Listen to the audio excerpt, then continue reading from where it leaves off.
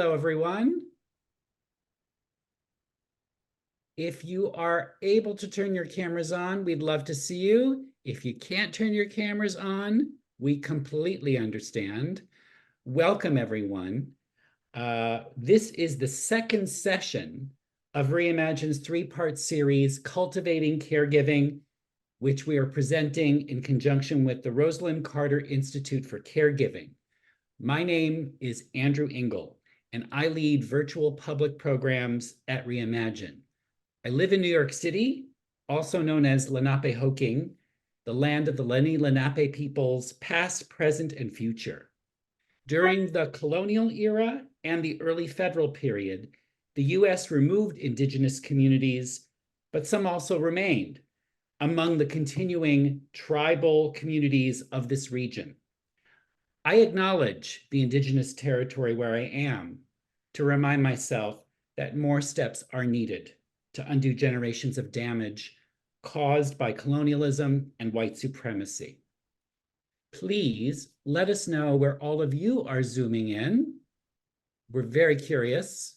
Also, I want to mention that for those who may have difficulty seeing, I am a white cisgender male with glasses. I've got salt and pepper gray hair. I'm wearing a white cream collared shirt, and behind me is a bright orange wall. Today, my colleague Nicole Tan is providing assistance with this gathering. Thank you so much, Nicole. I want to tell you a bit about Reimagine first. Reimagine is a nonprofit organization catalyzing a uniquely powerful community, people of different backgrounds, different ages, different races and faiths, people of no faith, all coming together to heal ourselves, our communities, and the world. We support each other in facing adversity, loss, and mortality in order to transform life's biggest challenges into meaningful action and growth. Reimagine resources, support groups, events like this one today are free and accessible to the public. This is made possible by the support and generosity of participants like you. So for those who already made a tax-deductible donation when you registered for today's program, thank you so much. Your gift will immediately support Reimagine's mission to help people of all walks of life transform the hard parts into purpose and action. And another organization worthy of your support, of course, is the Rosalind Carter Institute for Caregivers. Nicole will also paste some information about RCI, and I'm going to now move on to tell you a bit more about this series. We've been exploring topics over a month-long period here at Reimagine. These themes examine different aspects of loss, grief, and struggle through the lens of something called post-traumatic growth, which is a body of psychological research suggesting that we have the potential to transform and deepen as human beings after we experience trauma and emotional wounds. Caregiving, arguably, is more grief than growth. And we don't want to minimize the struggle that many of you are facing as family caregivers. We just want to suggest that through this experience, there might be some learning, some kind of transformation. Last week at our kickoff panel discussion for this series, Reverend Cynthia Carter-Perilliet shared her experience of taking care of her father when he began hospice. She said the experience of caregiving deepened her relationship to the divine. For her, the divine is God, and that might be something completely different for some of you. The person that you're caring for, their spiritual health is as important as their physical and mental health. And Reverend Cynthia learned to treat her dad as a holy person and as a whole person.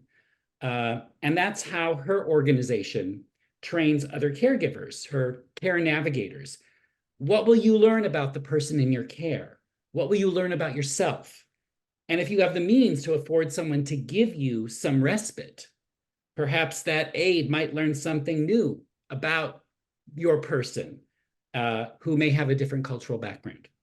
So that's just a little nugget of wisdom from Reverend Cynthia and that discussion. I encourage you to check it out. We have the recording available for you.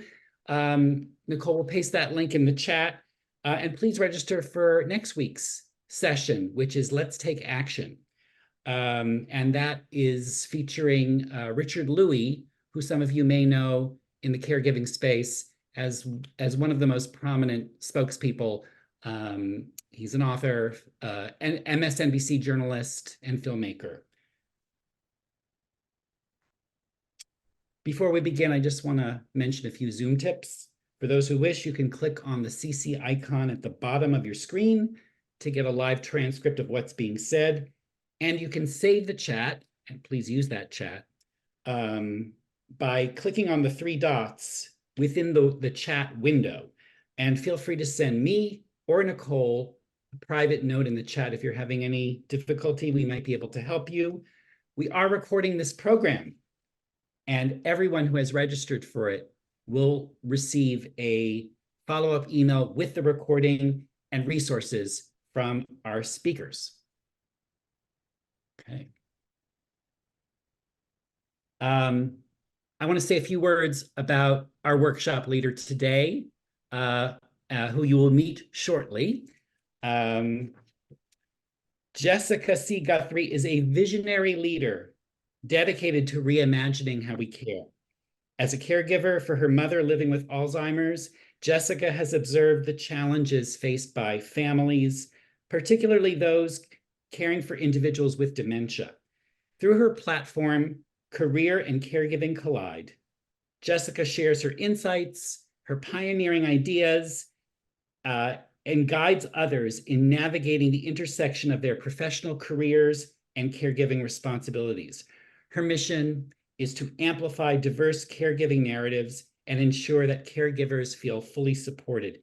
Jessica brings over 13 years of experience in the education and nonprofit management and leadership fields. She is now using her experiences to drive her own entrepreneurial efforts to create a better, more equipped world for caregivers and their loved ones. Jessica, it's been a joy planning this with you. We're going to hear from you soon. But now I want to say a few words about our other special guest, Dr. Tony P. Miles. Dr. Tony P. Miles is a Rosalind Carter Institute visiting scholar who serves as an adjunct professor in the Department of Community Health and Preventative Medicine at Morehouse School of Medicine. Dr. Miles brings a wealth of expertise in the fields of caregiving, geriatrics, chronic diseases, health disparities, and bereavement. Dr. Miles is a physician. She's an epidemiologist. She's a teacher. She is many, many, many things.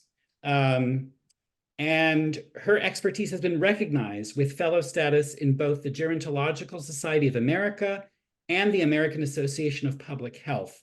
And since 2010, she has focused on the health effects of bereavement. In 2020, she completed the first ever statewide survey of new bereavement in Georgia, in partnership with the Georgia Department of Public Health and the Retirement Research Foundation. And based on these data, Georgia is now poised to lead the nation in policies to reduce the negative impacts of grief and loss. Dr. Tony, it's also been a joy getting to know you. I forgot to mention that Dr. Tony also is a huge movie buff, and in our planning meetings, she's been giving us lots of tips. So we may get some good caregiver-themed movie recommendations ultimately out of this session as well. So Dr. Tony, I want to kick it off to you, and I want to do that first by quoting the famous First Lady that RCI it really leans into this quote, and I love it.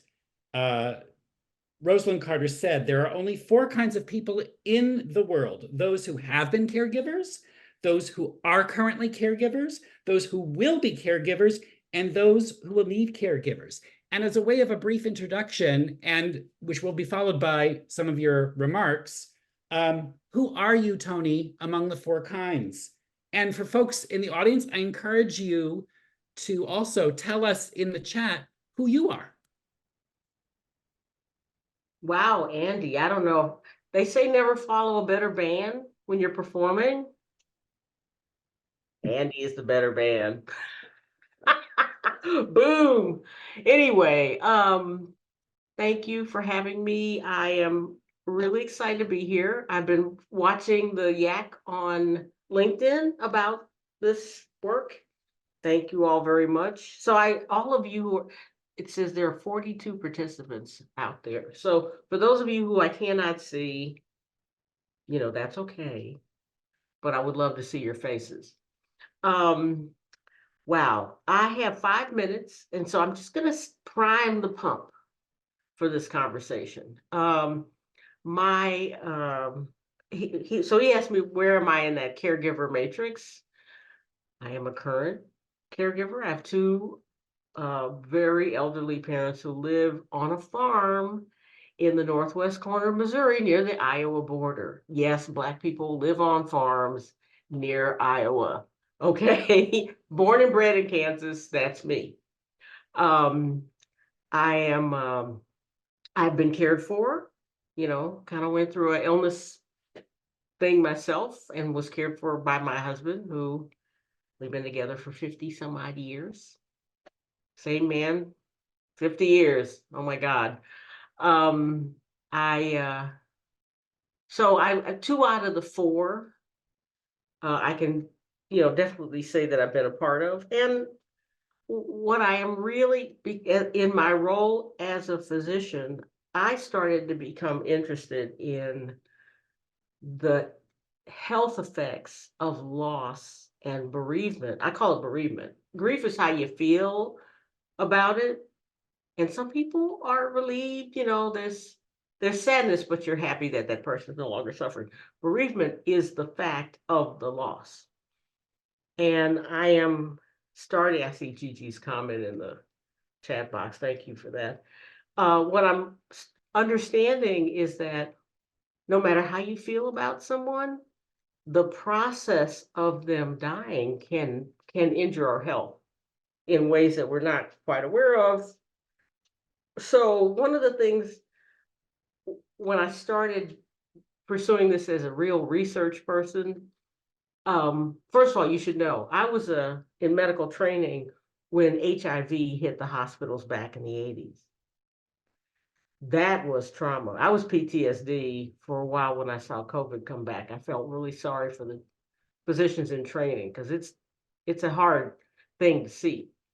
But you can, with the right frame of mind and support, you can get through it. So that's how I got started on this topic. People ask me, oh, this is a terrible topic. Why do you do it? It makes me happy to help people. Pursue your interests, be happy. So here's a couple of pearls. I've spent lots and lots of time interviewing people who have experienced a loss. And usually it's that moment right when it happens, that lead up to it, and then the period afterwards where most of the injury starts. So if we can do something in that moment, we can at least deflect the amount of injury. Because if you really cared about that person, you wouldn't forget about them. They come back to you. Sometimes, dates, things that trigger it. So first of all, what I've been told to share with the rest of you by people I've talked to, you are not alone. You're not the only one. And so it's not a bad thing to reach out to others when you really need it. You're not a burden. We have ears. You have ears under all this hair. And they're open. I will listen to I see Debbie's laughing at me. Good. That's what I want to see, laughter. One strategy that helps a lot that I've heard over and over again, I got 50 seconds, is walking. You can walk, and we're not talking about marathons, we're just talking about a stroll. You can walk with a companion. You can walk alone. If you have a dog, you can walk the dog. No dialogue is required. It's the movement that helps. And the third thing that I'm just going to pass along because I got 30 seconds is that do not rush this process. It will take the time that it takes. Because what happens is the grief doesn't get smaller, you grow around it. That's how that happens. So I'm looking forward to hearing from the audience and from Jessica, because to my mind, caregiving is one of those things that lands. Um, that was my phone. I'm timing myself. Um, it, it ends one way with one of you, either the care recipient or the caregiver ends. If you want to see a movie recommendation, look at American Fiction. It's a caregiver story, and the caregiver dies before the care recipient does. And that creates the movie interest. So with that, I'm gonna stop because Andy's like, yes, yes, let's let Jessica into the conversation. How's that? That was great, Dr. Tony. Thank you so much. And now I am passing this to our workshop leader, Jessica C. Guthrie. Oh, thank you. Hi, everyone. I see some familiar faces and some names, and so I'm so excited to be here with you all today. Let me just get my screen shared and we will jump right in. Do you see a PowerPoint slide? Yes, I believe you do. Thank you. Okay, well, this is the second in the series of 3 different sessions. Let's experience, so you're a caregiver, now what? I just want to preface and say whether you are a current caregiver, you're a former caregiver, you're not a caregiver yet, but will be, I hope that you take something out of today's session that you can either apply or tuck away for when the time is needed. And or just reflect on the time that you did have as a caregiver. And so let's just jump right in. I am Jessica C. Guthrie, and I'm excited to be here with you. So I do want to say I have about 45-ish minutes, and we won't be able to touch on everything, or I won't be able to share all the things about me. But if you would like to stay in touch, please follow me on Instagram at Career Caregiving Collide, or shoot me an email at hello@jessicacguthrie.com. I would love to stay in touch. And now that we've been a part of this workshop together, I am always in your corner. So you now have someone who is in your care squad along the way. Some quick housekeeping. I like to tell people engage in the best way that works for you. We will be virtual and using slides on the screen to follow along with some reflection questions. And we will also be using a Slido for like anonymous polling. I will also say if you do not have a notebook or a piece of paper, go ahead and grab that for your own just thoughts throughout today's time. What I'll also say is feel free to use the chat. Like I love to, process out loud. So if something resonates, like feel free to say it. Feel free to share your perspective, your story in the chat, whatever works for you. We are now part of this collective community today. So let's share with each other. The last thing, which you all can either use your cell phones for or another tab on your computer, we are going to use Slido. So go to slido.com. And when you go to that site, it'll ask you for a code. You're going to enter code 219117. If you're someone who's like driving and listening, don't do Slido. Okay, I'll just read the things out loud. But if you are stationary, please go to slido.com, enter code 2191171. And if you go there now, there should actually be a question that pops up that actually asks you who's in the room. And so choose the one, you can choose more than one, but choose the description that matches who you are in terms of caregiving at this current moment. Good. Let's see. Let me go over to the Slido screen. We've got 2 participants in it so far.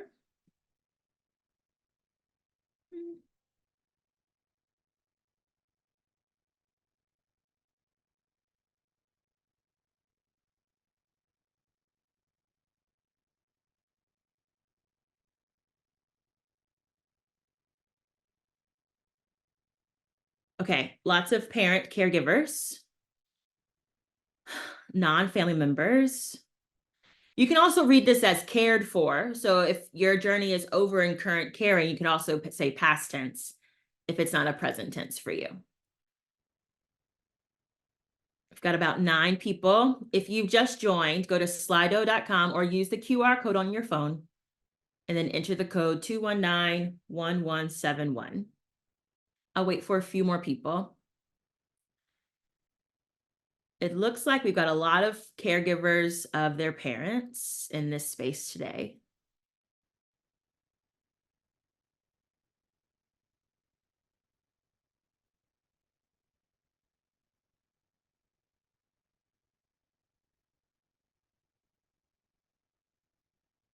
I was once a teacher, so my minutes are teacher minutes, and so I'll give us 30 more seconds.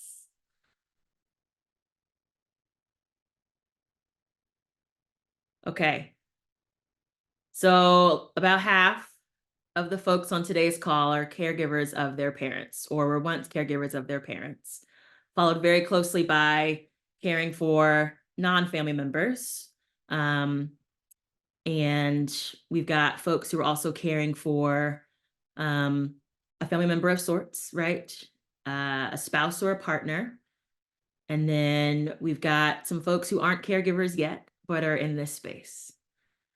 I like to do this to see who's here. So thank you for engaging. The next question, stay on your Slido, is this. How would you describe your caregiver circumstance? Are you a solo caregiver living with your loved one? Are you long distance? Do you split the responsibilities with other people?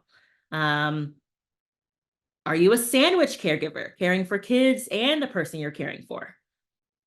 Does your person live in a facility? You are still absolutely a caregiver, but tell us, what's your circumstance? Who's in the room today?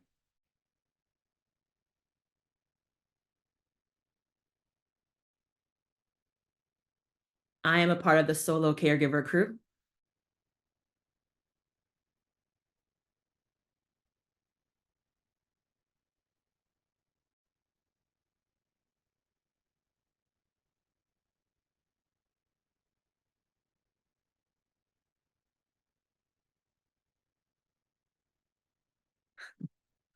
Okay. So it seems like we've got a mix of folks who are solo caregiving in this space today, sharing responsibilities with others, whatever that looks like for you. We've got some long distance caregivers. I was once a long distance caregiver, so I see you. Some folks who were also sandwich caregivers. I definitely see you. Those of you who are not caregivers yet. Okay. Thank you for participating. My last question for this current moment is this. I want for you, for those of you who are current caregivers or were caregivers, to go back to the start of your caregiving journey. What word describes your feelings in that moment in time? So go back for yourself. That could be years, that could be a couple of months or weeks, depending on your story. Go back to that feeling. What was the word that described your feelings in that moment in time?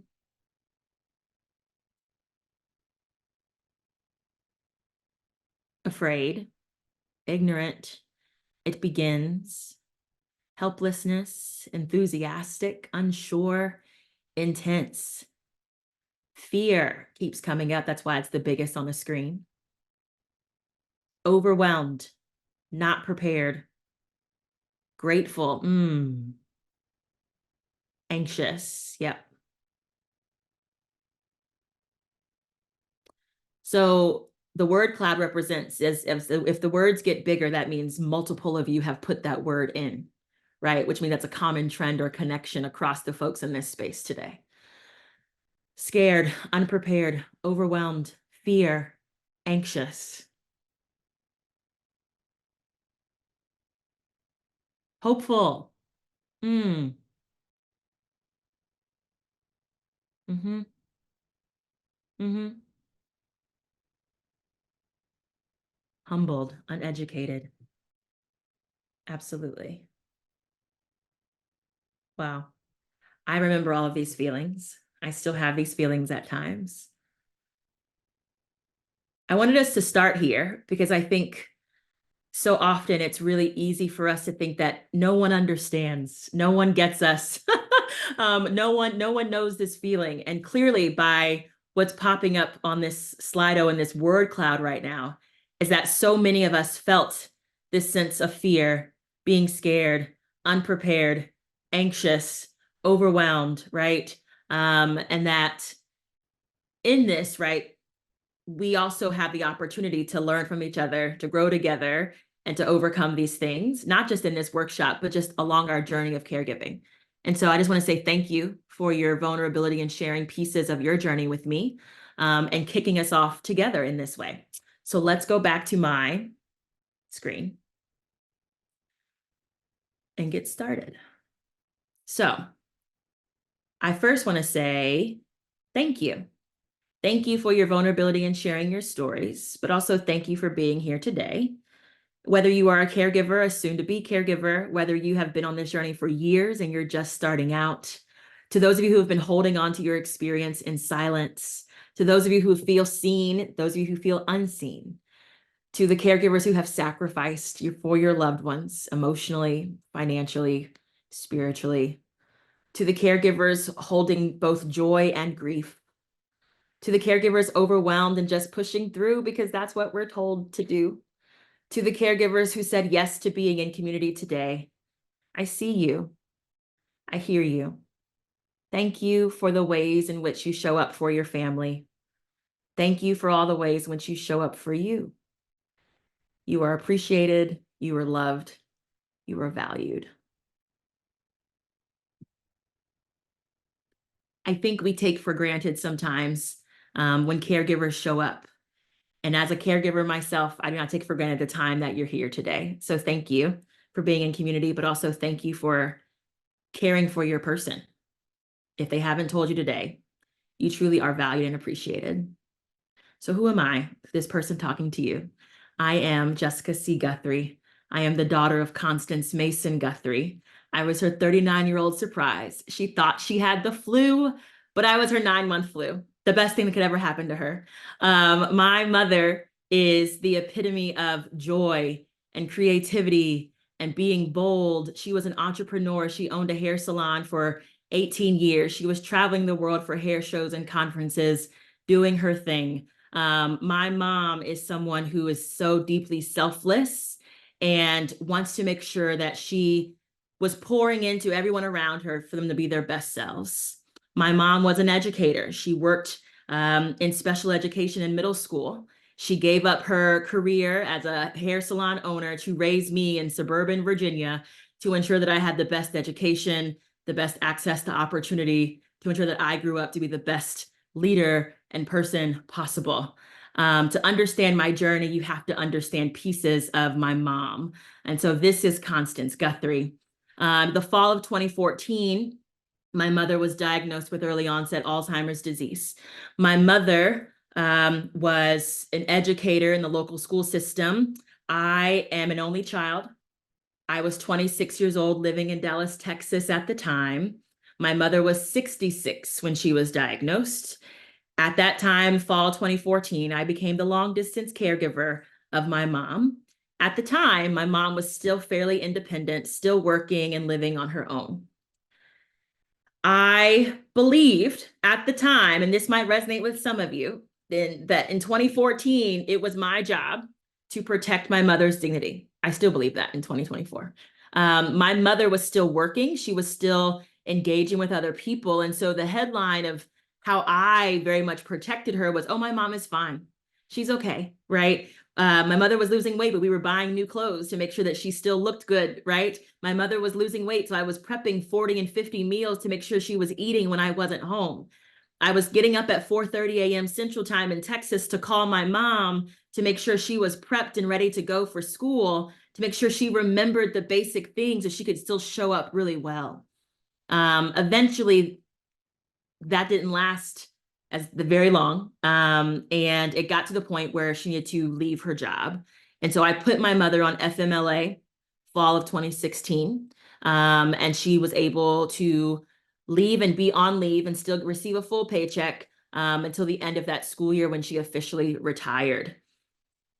To give you a bigger picture of the headline, between 2014 and 2017, my mom was still very much working and trying to show up as best as she could. In 2016, I put her on FMLA. She officially retired because I didn't tell folks that she was on FMLA because of Alzheimer's disease, but she officially retired in 2017. Throughout this time, Jessica, was actually living in Dallas, Texas. My mom was in Virginia. I was very much at the beginning of my career doing my thing, but I was now traveling back and forth between Texas and Virginia every few weeks to check in, doctor's appointments, prep meals, to find things she had hidden, right? To make sure that she had enough activities to engage in.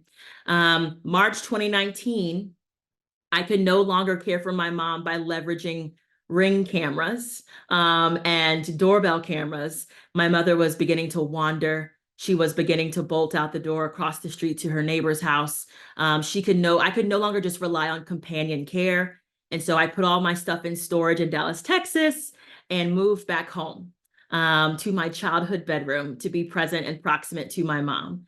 At the time, this was pre-pandemic, so it was a huge deal to ask to be able to work from home. But I would say my job basically supported me in being able to show up for my mom and be able to show up for my job by allowing me to be like one of the first virtual or work from home employees. Little did we know in 2020, we would all be work from home employees. And then May 16th, coming up tomorrow, 2-year anniversary, 2022, my mother had declined significantly. By this time, my mother's walking gait had changed.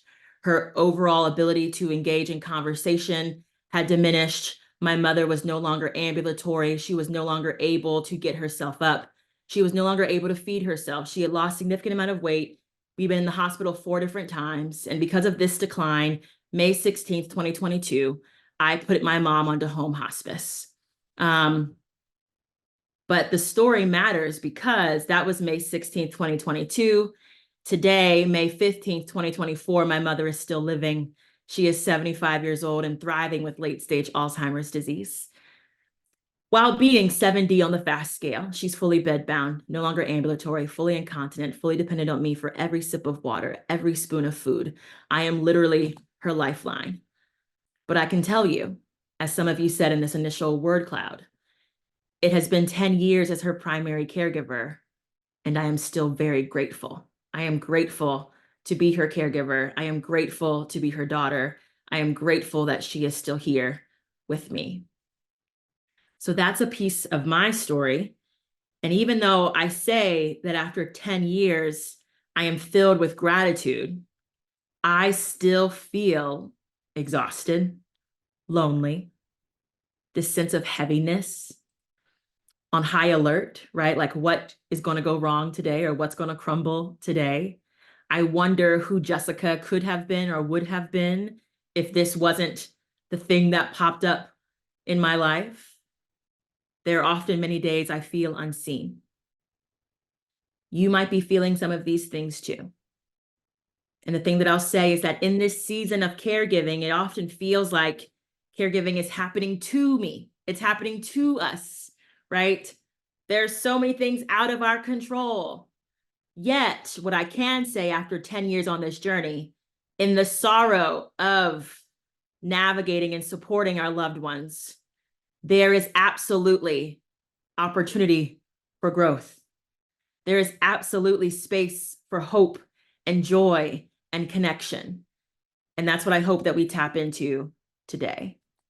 So it's a workshop. This means you all have to do a little bit of work.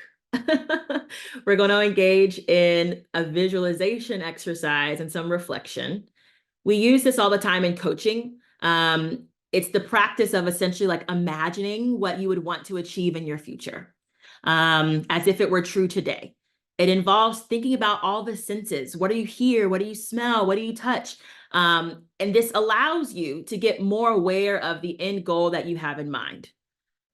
So whether you are a current caregiver, whether you are sharing responsibilities with folks, whether you are not a caregiver yet, I do believe visualizing what you want to be true for yourself in the future in terms of your caregiving relationship in terms of you as a caregiver is so important to help you start to figure out how do you want to start showing up for yourself today. So with that, take out your journal, your phone, your computer, whatever. And we're going to reflect on 2 specific questions. But before we do that, once you get settled, I want for you to close your eyes, to relax your hands, release the tension in your shoulders, and take a deep breath. Breathe in, hold it, and release. Take another deep breath.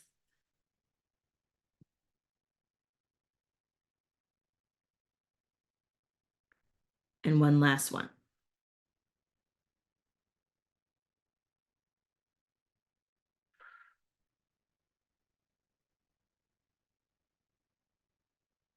Okay. My first question for you. I want for you to fast forward for yourself 5 years from now. What do you want to be true about your loved one's experience with you as their caregiver? So what do I want to be true about my loved one's experience with me as their caregiver 5 years from now? What do you want them to say? How do you want them to feel? What do you want them to know? 5 years is arbitrary, but give yourself some space between now and the future. Go ahead and write that down.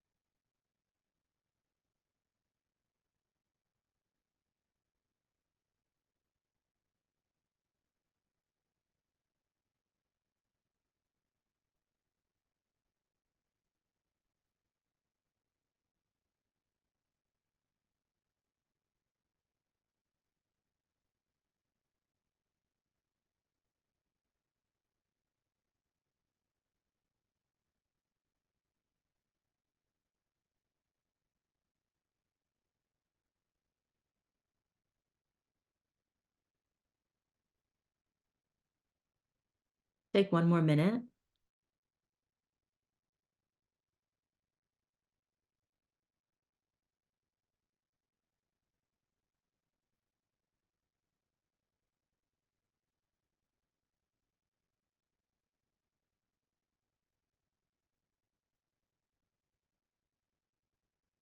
And feel free to dream here.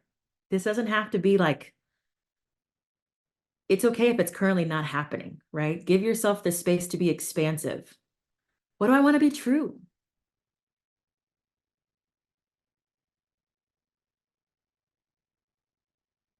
Okay, my second question, which kind of builds on the first one. Fast forward 5 years. What would I want to be true about me and my well-being as a caregiver? This is about you because we spend so much time talking about our person. I want for you to take a few moments to think 5 years from now, what do I really want to be true about my well-being as a caregiver?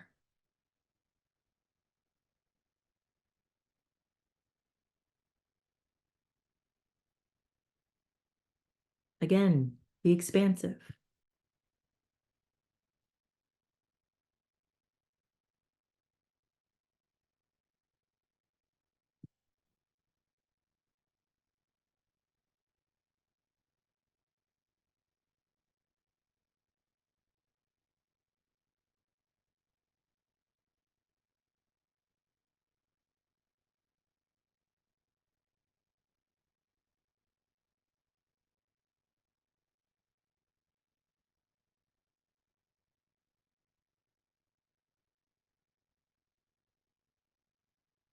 Take one more minute here.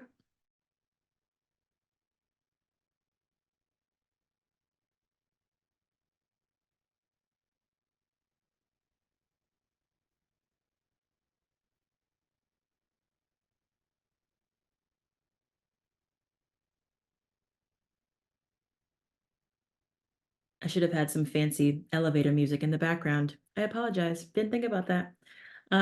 Okay, so we started with the visualization, the fast forwarding, okay? But as we all know, right, we can hope and think about what we want to be true. And there's also some very real things in our reality that are keeping us from truly living into what we want to be true, right? And so I want for you to bring yourself back to this present moment, your current reality, today, May 15th, 2024. And in thinking about your visualizations 5 years from now, the key question is, what is currently in the way of your desired coming to life right now? Or, what needs to be, like, what's in the way of being consistent? You could say things like time, I don't have time, there's not enough time. You could say things like, my I don't have any boundaries. You could say that, my responsibilities are greater than the hours in the day. I don't know, whatever it might be. But be honest with yourself. What is keeping you in this present moment from truly leaning into and living the desired life with your person you're caring for and for yourself right now?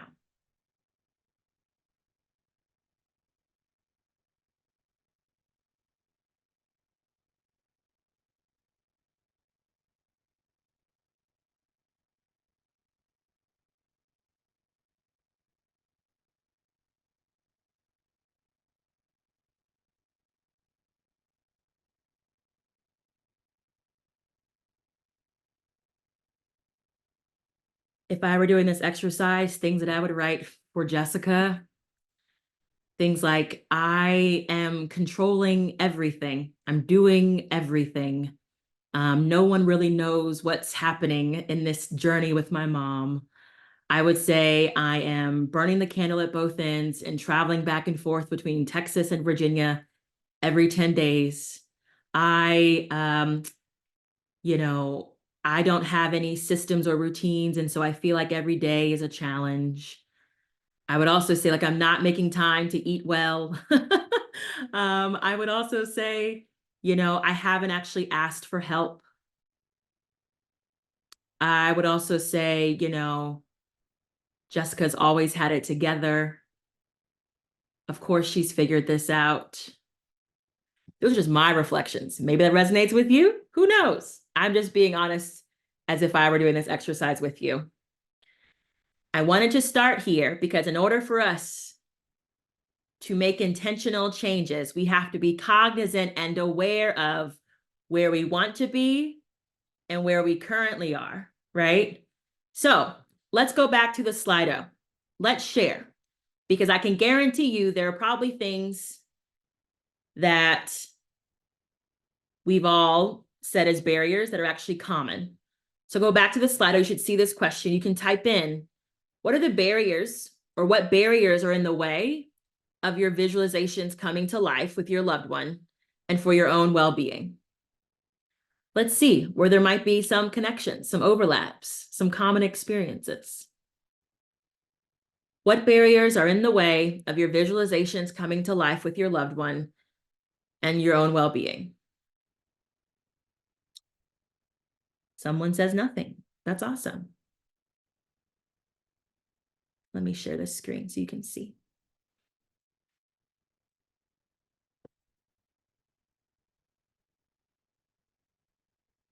Your thoughts: guilt, an unwillingness to jointly plan, visualize an uncertain or painful future. My ego, yep. Busyness, adequate resources, yep. Myself,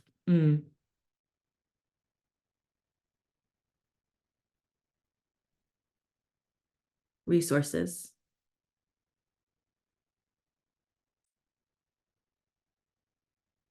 The need to breathe, respite, getting away. Your person's ability to connect as a partner. There's a common thread here of resources, not being able to say no, managing your time, community, emotional capacity. Oh my goodness, yes. The infrastructure of our social services, yes. There's entirely too much pressure on individuals without systemic support. I'm sure we can all say a collective amen to that. Communication issues, yeah. What else? The role reversal. My mom wanting me to help care for her while not recognizing I am her adult child. No longer able to hope for relational healing due to cognitive decline, uncertainty.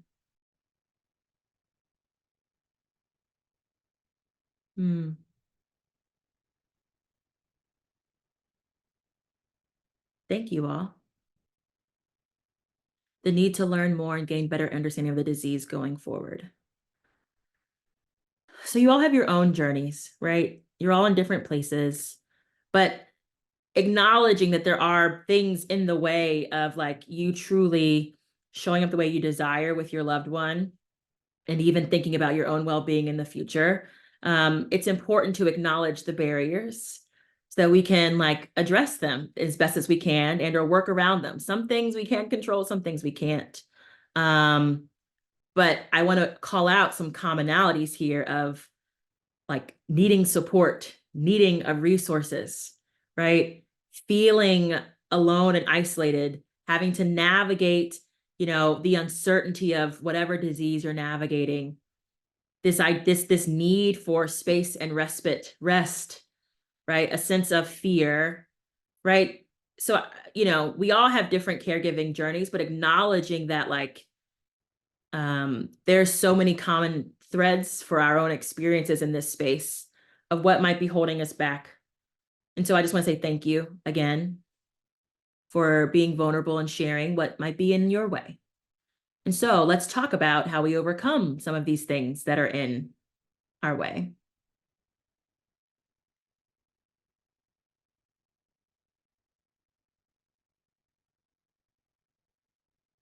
So in the midst of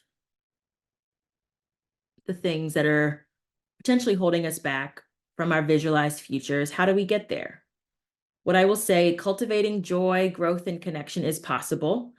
And the first thing I'll share with you is that while we can't control everything, we have to start focusing on what's within our personal locus of control. Now, you might be like, I've heard this before, but I'm going to bring it back up because I think it's important to reground ourselves here in this idea that like the things that we're worried about, the things that frustrate us, the things that are taking up space in our brain, in our emotional capacity, can often fall into 3 different domains. The things that you can control, the things that you can influence, and then there's all the stuff that's outside of our control. Too often, the things that actually consume us live in these like outer circles, the stuff that we actually don't have control or influence over. But what I'm going to say is that when we actually start to zoom in on what we can control, things start to get clearer. You start to cut through the noise. You start to get way more on top of the things that you actually need and want, so that you can support yourself and others can actually show up to support you. And so the first thing that you actually have full control over is your mindset as a caregiver. Your mindset as a caregiver as it comes to showing up for yourself, showing up for your person, showing up for your job, showing up for whomever, right? But like the thing that you have the greatest control over is what you believe about yourself, your own capabilities, and what is possible in your role as a caregiver. And so in order for me, this is like actually what I had to tell myself, Jessica, in order for me to be the best caregiver, the best person to me, the best person in my job, I had to reduce my own limiting beliefs and fears.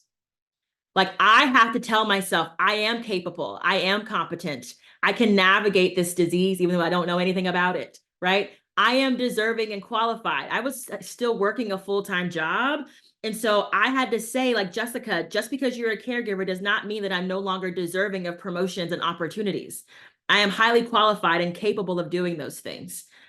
I had to tell myself that, like, things don't have to be the status quo or the way that things have always been done. One of my greatest mindset shifts that I'll also offer all of you is that it is okay for you to speak up and ask for what you need. It is okay, caregiver, to speak up and ask for what you need. And then one of my greatest mindset shifts, particularly as my mother became unable to express and share these things with me, but I had to make sure I said them to myself so I could continue showing up, was that I am loved, I am valued, I am appreciated, even when the person that I'm caring for can no longer tell me that directly. And so I want to encourage you to take a moment to think, okay, what about my own mindset do I need to shift as I'm thinking about my own well-being and how I want to show up with the person that I'm caring for? What might I need to be thinking about and shifting in my own mindset or limiting beliefs in this current moment? Just take a second, write it down. It's for you. You won't have to share this one.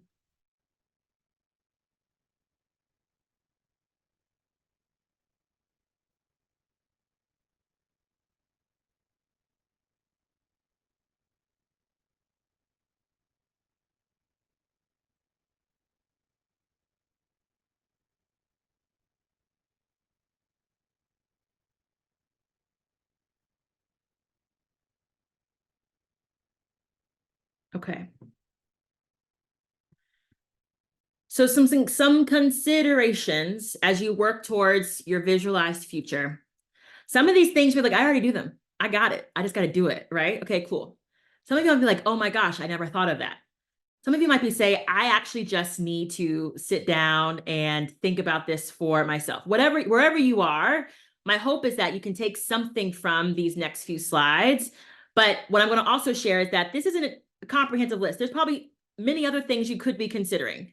I'm just going to share with you what I know from the last 10 years of my caregiving journey and what has helped me be more grateful, more connected, and live in a space of joy while navigating a devastating disease, right? And so I'm going to give you 3 areas or 3 like buckets to consider. If you're a note taker with, who likes organization, you can make a table with 3 columns, okay? But what to consider when it comes to yourself. Because the first thing that we can control is ourselves. So the thing that I would say for yourself and thinking about your own well-being 5 years from now, the thing that I continue to tell Jessica every day is that I cannot show up for my mom if I'm not here. And so the things that I would consider that I would offer you as you are in your current situation is, are you clear about your priorities of what matters most? And have you scheduled them in? Literally, put it on the calendar. For me, that meant I did not multitask during lunch. I had a lunchtime for Jessica because the first thing that goes as a caregiver is your own eating time. Okay. That also meant scheduling in my evening walks with my mom when she could still walk, because that was our connection time. And no meeting, no commitment was more important than those 2 things, which played a huge role in my own well-being. Connected to that is, what am I being disciplined about? If I know that I need the space to be able to clear my head to show up for my person who might be, non-compliant today, doesn't want to listen, I need my quiet time on the porch. Every day I get up and sit on the porch with my tea and listen to the birds, right? But I'm extremely disciplined about blocking off that time for myself. I'm extremely disciplined about my own meal prep, because I know that if I don't prep my meals, Jessica will call up Uber Eats and DoorDash and eat French fries in a heartbeat, okay? You might have that, your own version of that, but what are you truly going to be disciplined about to control your time so that you have more space to navigate a system that's unfair and inequitable, right? What brings you joy? What brings you energy? And how is that incorporated every day? You do not have to wait for a moment or an experience to feel joy. Joy and energy can be a part of your daily routine if you commit to planning it in. That could mean your joy could come from watching reality TV. Your joy could come from, getting out to go for a walk, to go for a run. Your joy could come from connecting with a friend that you only talk to, every 6 weeks. Whatever it might be, the point that I'm making here is, what are you committing to and sticking with? The last two are most important. Have you actually scheduled your own doctor's appointments? Your well-being hinges on you taking care of yourself, literally. And the most important thing in terms of your own well-being is, have you given yourself the space to feel and to feel all the feels? For me, as a young millennial, high-achieving person, when I became a caregiver, it was like, hit the ground running. What systems can I create? What are all the things I need to do? Like, I was literally burning the candle at both ends. And so when people ask, like, how did you feel? I didn't give myself to feel the space to feel sad, or, I didn't give myself the space to understand that what I was going through was grief. And I often wonder what would have been different for myself if I had given myself the space to feel all of those things in the earlier years. And so as you're thinking about your own well-being 5 years from now, consider these prompts for yourself. My second set of considerations with your loved one. Those of you who are navigating changes in your spouse and your parent, right? Things are different. You might be harboring onto resentment, fear, frustration, or you might be like trying to do everything because that's in your nature. The thing that I will offer you as you're considering making adjustments for yourself is that no one is asking you to be a martyr. They just need you to keep trying, showing up, and doing your best. And so my first prompt or consideration for you is like, how are you expressing love and appreciation for your person, for who they are right now? Not who they used to be, not who you wish they were, but are you truly seeing your person as the human that is showing up with you in this current moment? What systems or routines might you need to put in place to make things more efficient and to create more time? We don't have any more hours in the day, but the more efficient we are in the things that are most routine gives us the brain space and the emotional capacity to show up in other spaces. And so I often share people, like, I was intense about meal prepping, medication routine, washing routine, eating routine, not because I was a control freak, partially, right? I'm a Taurus, it's natural, right? Like, but I had all of those systems so that I could create the space for me to really focus on the things that needed my attention the most. And for some times that was being on the phone for hours with doctors, offices, navigating systems that I struggled understanding, engaging in conversations with, caregivers, whatever it might be.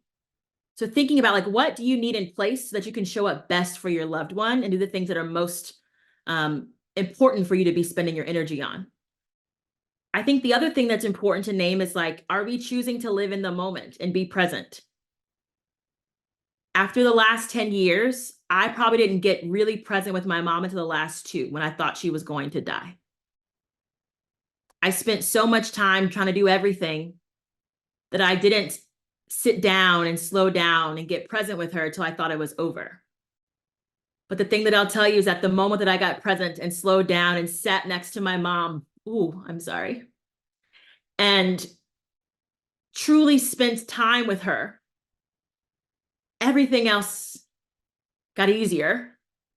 And I would say my mom got better, right? Now, I'm not saying your person's gonna get better because you slow down. But what I am saying is, as caregivers, as people who are taking on the responsibility, sometimes for our own well-being and our person's well-being, the best thing that we can do is to get present and to live in the current moment. Because all the other systems and routines that you create, yes, are helpful, but are, not the same as your person feeling loved and valued in that moment. And the last thing I'll offer you is, what are you delegating? Anybody ask you to do everything? What are you delegating and getting off of your plate? My last set of considerations, and I'll stop talking. But as you're thinking about all the barriers you mentioned, What might you need to put in place for other people? The thing I'll offer is that people don't know how to show up for you if you don't tell them. One of my greatest regrets is like I was not clear in communicating with my family, like my current state and stress as my mom's long distance caregiver at the time, her journey, and where I needed them. Like I didn't do that. And that's important for them to be able to show up well, for me to communicate to them. I think the second thing to consider is, what are your boundaries? Do you have them? If not, why is that? But what boundaries might you need to set up so that you can be present in both places? For me, that was like, I don't take any meetings after 4:00 p.m. and my calendar was blocked off. I don't start my day with meetings for work until 9:30 p.m. I'm sorry, nope, 9:30 a.m. That's after my mom's morning routine. But again, those were clear boundaries that I set that people knew not to overstep. The last thing I'll offer here on this slide is like, what conversations might you need to have with people so that they have your back when things get hard? And what might it look like to be open and honest and vulnerable with your people? Some of you mentioned loneliness, feeling isolated. Some of that changes when you let other people in. And finally, where might you need to say no? And have you said no to things and people? Because again, nothing matters more than your peace and your boundaries. And we don't have to be yes people all the time, caregiver.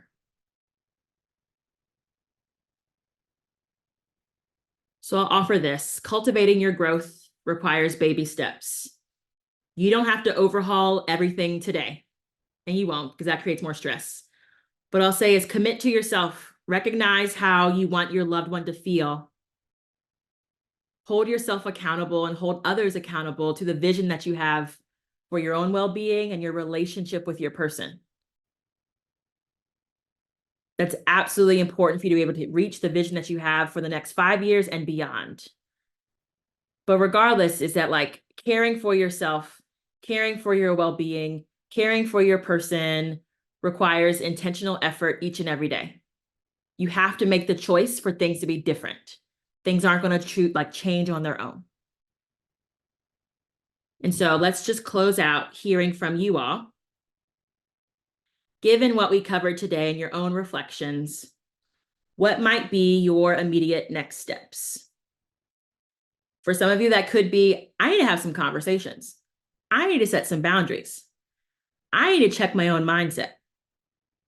I'm curious, after what we covered in this short amount of time, what might be your next step to reaching your visualized future for yourself and your loved one in the next 5 years?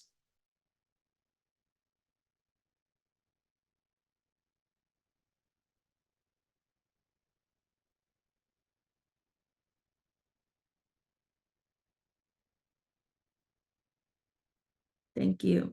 Working on yourself.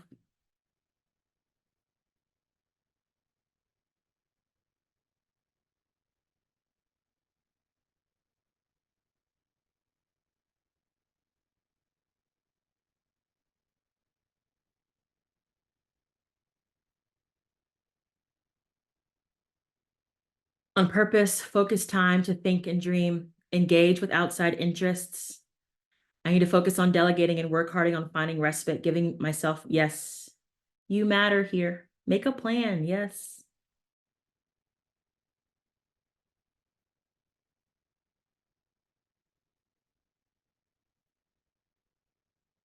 Be intentional about how I'm functioning in this space and making sure I am more present with my mom than efficient.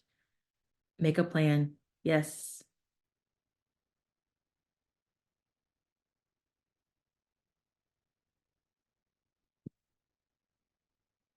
Put me first after God instead of God, family, then self. Find someone I can rely on to help me. Get over the fear no one will show up when I need a break. be okay with my time with outside activities, and not leave early to take care of my mom. Yes. Yes. Okay. I am going to pause here as it's now time for an open Q&A. As more thoughts begin to pop up, I'll leave this up for just a second and turn it over to Andy as we engage in an open Q&A time to ask questions of me or Dr. Tony, of our caregiving journeys, how to support ourselves as caregivers, and anything in between. So I appreciate you all very much for your vulnerability and participating in our workshop today. So Andy, I'll turn it over to you. Jessica, brava to you. That was so inspiring. That was so helpful. You're a wonderful presenter. We're so lucky to have you. I wanted to kick it back to Dr. Tony with a first question. And then we can move on to others. I'm starting to collect in the chat. But Dr. Tony, can you kick it off for us first? Thanks, Andy, and thanks to all of you.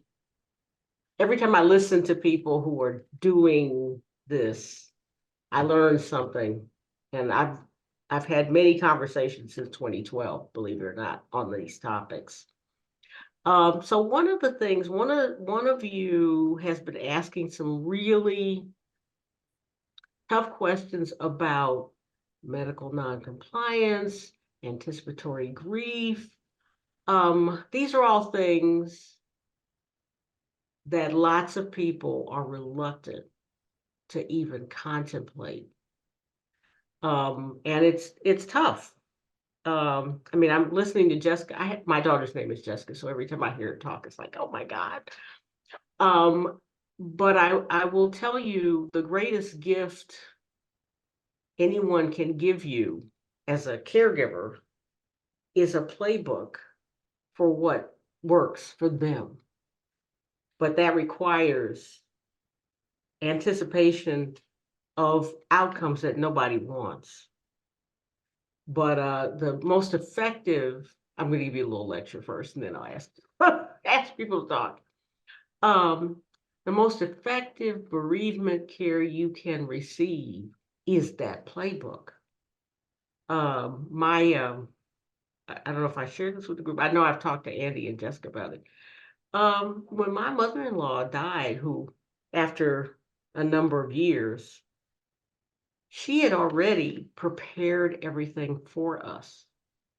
I mean, she bought the tombstone, she bought the plot, she had laid it all out.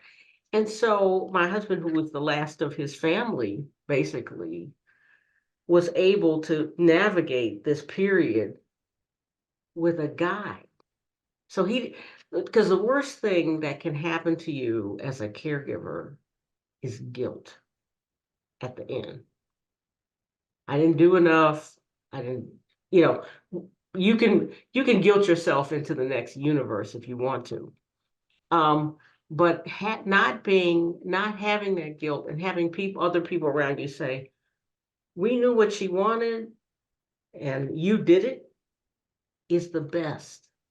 So I want to hear from the folks who've been talking about medical noncompliance, for example. That was Gigi, by the way, Dr. Tony. Oh, okay. I didn't know if I was supposed to call people by name or not. But yes, Gigi's comments caught my eyes.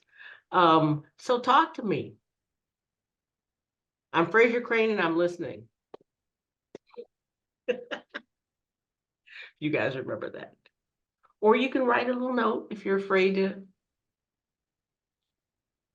Gigi, if you want to ask your question, if you're still here, you can do that. You can unmute. If folks want to put their questions in the chat, they can raise their hands virtually or not. We can call on you. Questions can go to either Jessica or Tony or both. I did see a few, there were questions about, like you said, Gigi asked about anticipatory grief. There was a question about ambiguous grief. I think it would be helpful to have some terms for that, definitions of that from our speakers. There was a question from Adrian about suggesting financial resources for respite. Yes. Okay, so anticipatory grief is just what it sounds like. You know something's coming and you're ruminating on that event in not a positive way. That can that can cause injury to you. I'll just say it that way. Ambiguous loss, Andy, is what you're referencing. Ambiguous loss is what it's defined this way. Alzheimer's is like the worst because the body is there, but the brain is like turning to dust. That is the ambiguity of it all.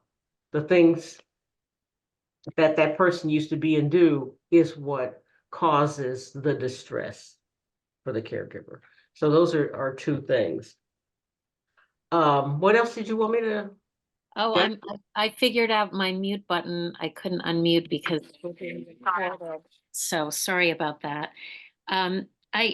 This is all very amazing. And I actually, Dr. Ross, I was looking on the website at your credentials when you were speaking earlier. So it's really generous of you to share this time. I feel like I have all of the the toolbox, right? Like all of the things, when you say like a playbook, all of the things I should be doing. But there's a sort of somatics physicality to it. So if I'm caretaking my mom and she's incredibly emotionally volatile and scared and just denies diagnoses, and I mean it's very challenging. And my biggest problem is that when I'm in that foxhole, my fear turns to anger. I don't mean anything like explosive, but it's just resentment, it's frustration, and every single time I leave the foxhole, I'm like, why couldn't you do better? But it's very difficult if a doctor says you have to take this medication and, your parent just refuses. That radical acceptance is so difficult. And I haven't found anywhere or anything that I've read or otherwise that helps when I'm in the foxhole. I don't even know if foxhole's like the right word. I think that's No, way. that's a great. I like that. I have not heard that.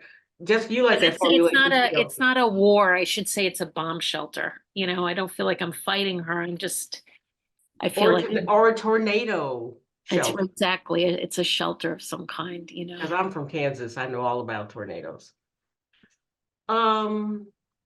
This is where the any social workers in this group, just raise your hand. Social workers use a term called single subject design. That is what works best for you. Capitalizes on your strengths to overcome the weaknesses. Anger is definitely on scene. And I think what I've heard and witnessed and read about is that we are in most difficulty when we deny that anger is present. Okay. So you are, GD, you are smart to recognize that it's sitting there. You got sorrow and all of this stuff on one shoulder, and I'm pissed at this person for doing what they're doing or being what they're being. Those are two natural present, and it's gonna take a while to, it's like parenting, right? When the kid pisses you off and you want to strangle them, you don't strangle them. You step out, you take a time out and get yourself centered, right? You don't hit you.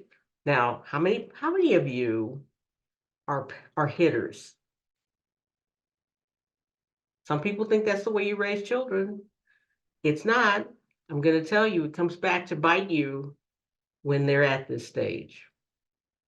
People who were hit by their parents as children will hit their elderly parents when they become demented.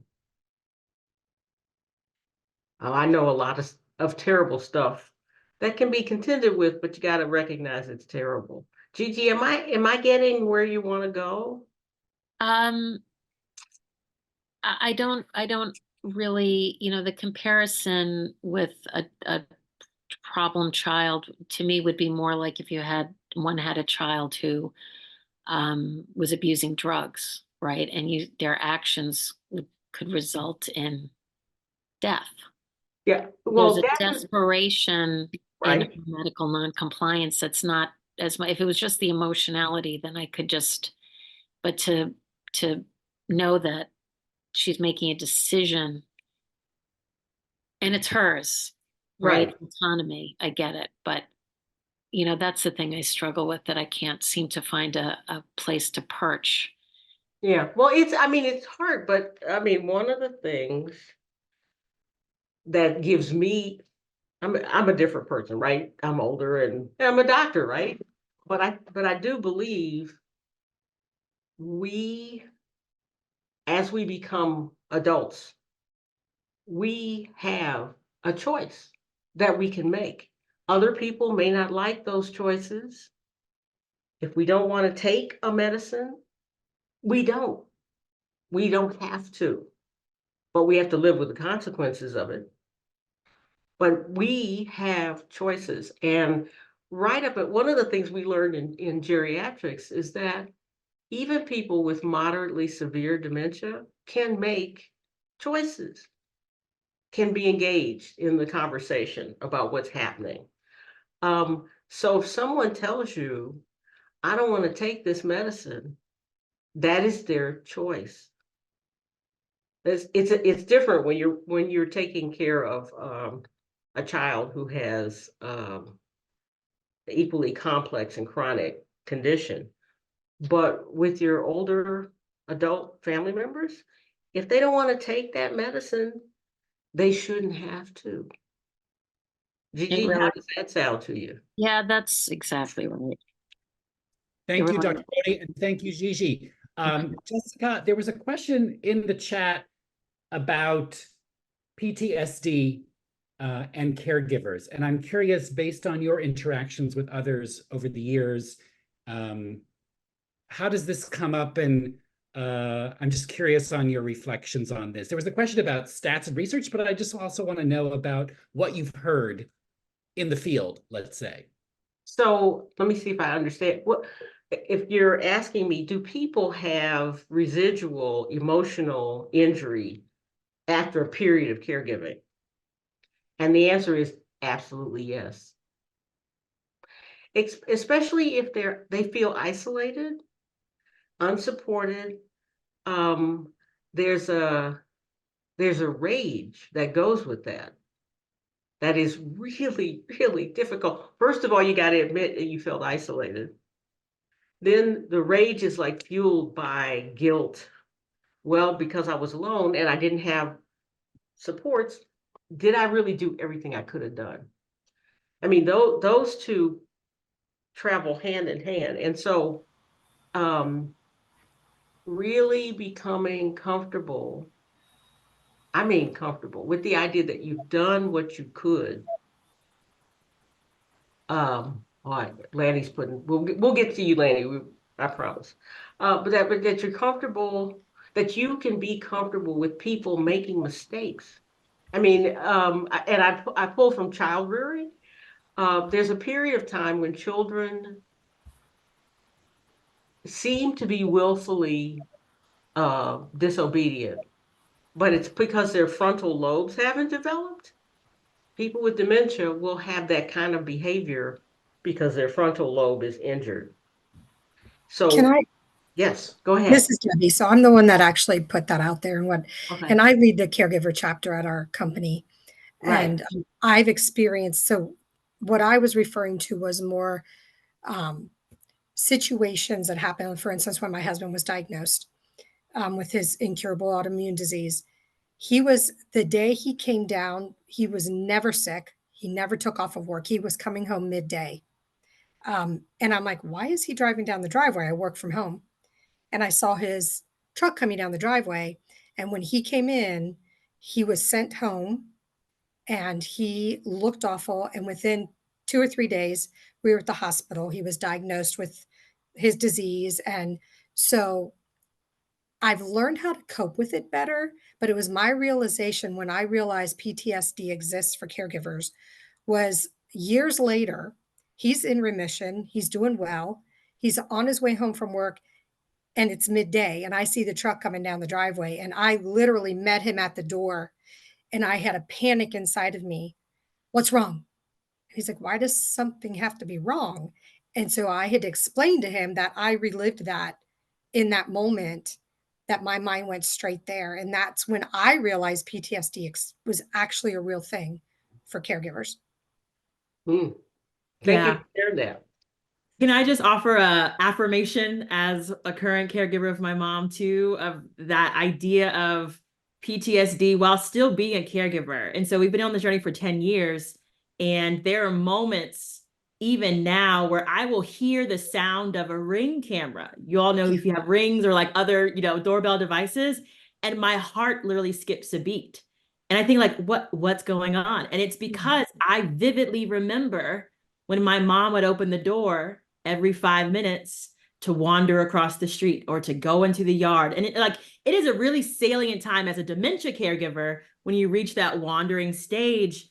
And now obviously she's not wandering, she's bedbound, but I can tell you the number of experiences throughout the journey or throughout the different chapters that now they don't haunt me, but it just takes seeing something or hearing something or, Yes. a moment, and you're just like, I remember when. And Yeah. I can take myself back to the feeling of overwhelm, the feeling of anger, right? Like, and I have to like Yes. take the second to like reground myself, right? Yeah. To remind, like, Jessica, you are safe. You are okay. Your mother is no longer wandering, right? Like we are in a different stage now. And so I just want to say thank you for your comment, and also just affirm that you can experience post-traumatic stress disorder and still be in the caregiving journey, Yes. right? Because at least for me anyway, every chapter has been significantly different as we've been navigating Alzheimer's. So just my 2 cents.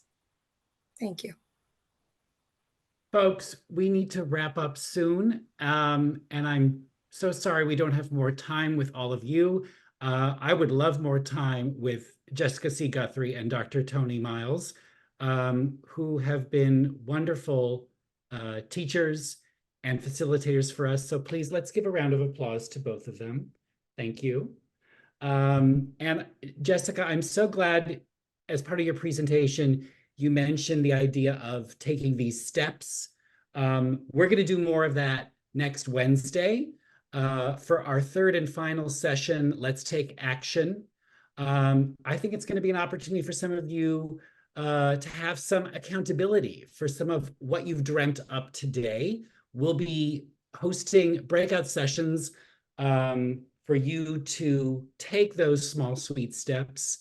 And we also will have a panel discussion with I mentioned before, Richard Louie of MSNBC. He'll be facilitating a conversation with 2 millennial entrepreneurs, very much in the vein of Jessica C. Guthrie. We have Neil Shah of Care Yaya, a very innovative caregiving program, putting together college students with people in need of care, with elders.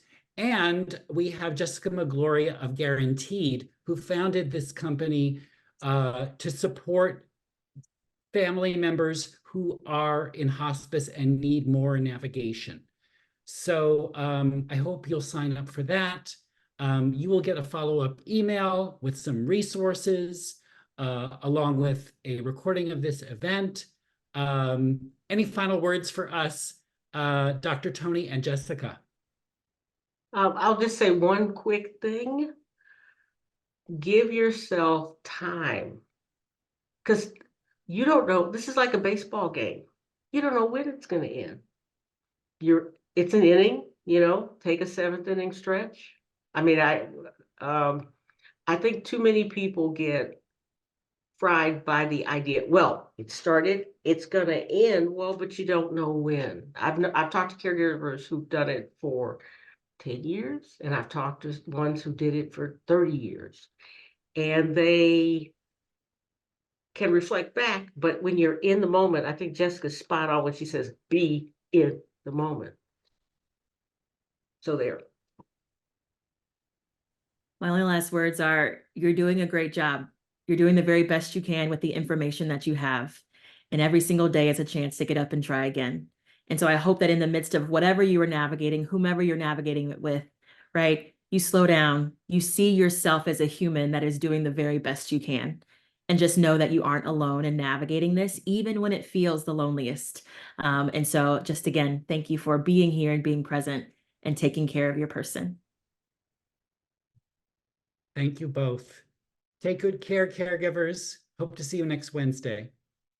Bye, everybody.